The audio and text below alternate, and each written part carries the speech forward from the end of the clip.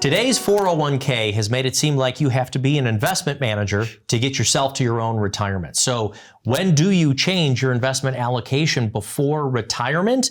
Let's ask a financial advisor. I'm here with Brian Stivers, and he's the founder of Stivers Wealth Management.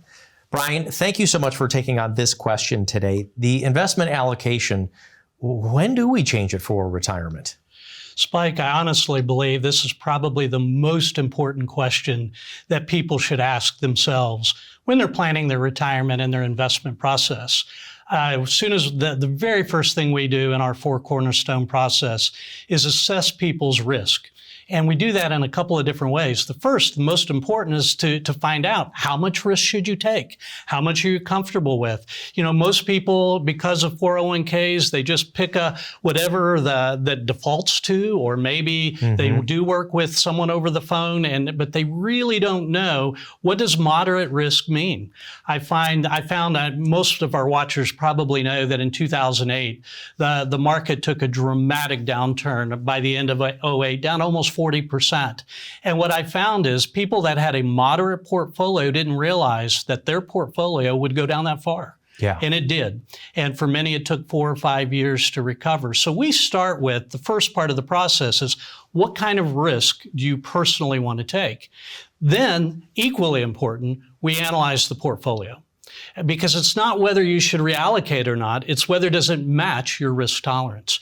And so we believe in taking a very analytical approach to take the holdings in your account, your personal risk, and do they match? And if they do, then there may not be any allocation changes needed until your life circumstance changes. So for instance, the way I like to explain it is, you may be fine moderate now, but if you're going to start your income in a year, should you still be moderate? Right, and defining what that moderate is. Brian, today we can look across the country. There are more people turning 65 today in America than at any time in history. Almost 10,000 a day turning 65. And you're right on the battlefront of seeing all of these baby boomers who have had to save for 3 or 4 decades on their own in 401ks, choose their own allocations, not really getting help from the 401k provider because they're not allowed to give them asset allocation. They can tell them how to reset their password or how to find their way through the website, but they don't tell them how to invest. I got to ask you, how is this generation done on saving for retirement in their own 401ks? Taking too much risk or too little? Both, to be honest. It depends how you answer that first question.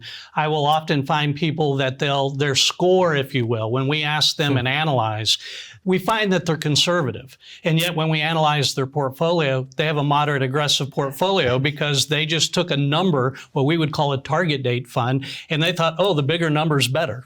And when they find out that there's that imbalance, that is a huge mistake. But equally, I have people sit down and say, I would like a moderate to moderate aggressive portfolio. And yet they looked at, because they were 50 years old, they saw a fund in their 401k that said an income fund. They don't realize that means bonds. And so, which is a very conservative investment strategy. So it's a problem on both sides, which I really believe is essential that you match your risk with your actual portfolio. Is today's philosophy then, so you get to retirement, now we've got to completely take our foot off the gas, no longer take any risk. Hey, we're at retirement, so we're totally in protection mode. Is this no risk at all once we hit that retirement date? For most, I would say no. This is really the essential driving force behind a four cornerstone process. It's a holistic way to say, all right, whether I'm 20, 30, 40, 50, 60, or 70, I need to have an element of income protection. I need an element of asset protection, of growing it, and finding that incredible balance that's needed. And, it's such a common phrase that I've used it for 30 years. Everyone's heard it. It's not that you plan to fail, you fail to plan.